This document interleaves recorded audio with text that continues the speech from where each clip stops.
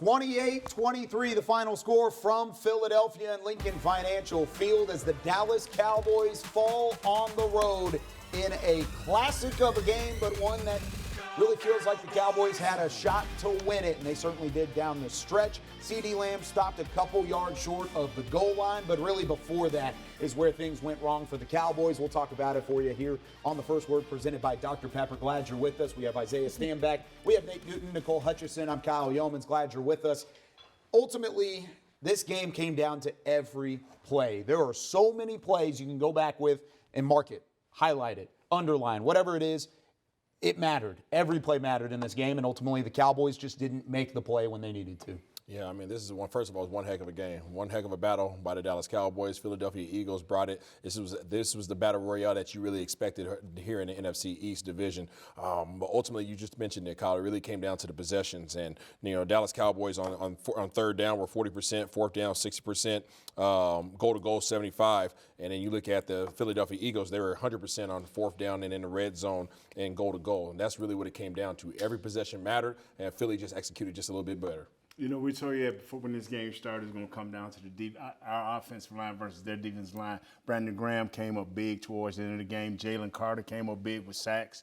That threw us back a ways. But you know what? My hat's off to Dak, because I believe as long as Dak continue to play like this and he can find his big guy player in CeeDee Lamb, I think we'll always be in a battle. But right here, I think our offensive line just did not hold up in the end.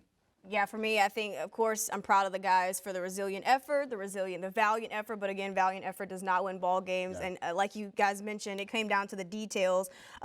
Dak right inside, I think he caught the ball right inside the line. So that was one minor detail. Illegal formation, then you have them lining up in the neutral zone. So it came down to details for me and what it came down for them for this game. Well, you talk about it. It's a game of inches. Yeah. The Luke Schoonmaker catch called short of the goal line on 4th and goal. That could have been a touchdown. There's points on the board. You go for it on 4th down there instead of kicking a field goal, taking the points. That would have been 3 points on the board. You just kick a field goal down the stretch at that point. All of it's hindsight 2020, Absolutely. But ultimately you learned about your football team. One, you can compete in the big games. I don't want to hear it. I really don't, in terms of Cowboys can't win big games. Yeah. They were there in the end. And I'm not going to sit here and make excuses for the Cowboys, but they were there. They had a chance to win. They played well enough to win the game. They just didn't make the plays all the way through.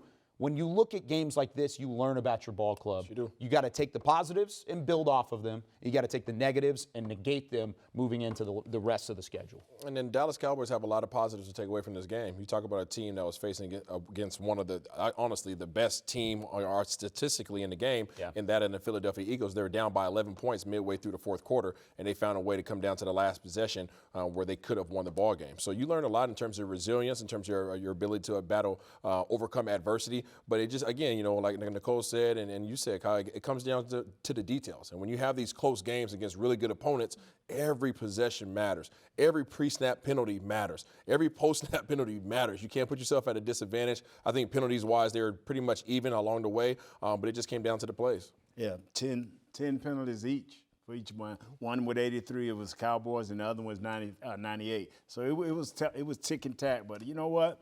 Cowboys, you can build off of this. Yep.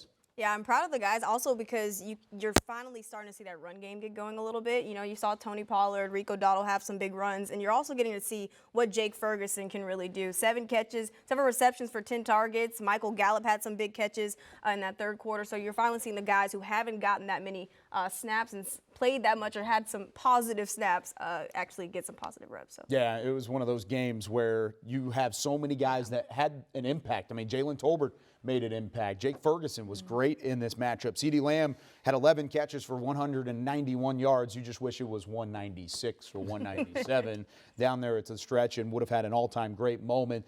There's still a long way to go into this season. We're going to break it down for you even more as we go into the night. We have Cowboys OT coming up at 7 o'clock Central Time, and also Cowboys Game Night at 10 p.m. Central on DallasCowboys.com. Lots to talk about in this one as the Cowboys fall on the road to Philadelphia. 28-23, the final score. That does it for the First Word, presented by Dr. Pepper. For Isaiah, for Nate, for Nicole, I'm Kyle Youmans. We'll see you for Cowboys OT coming up at 7 p.m. Central.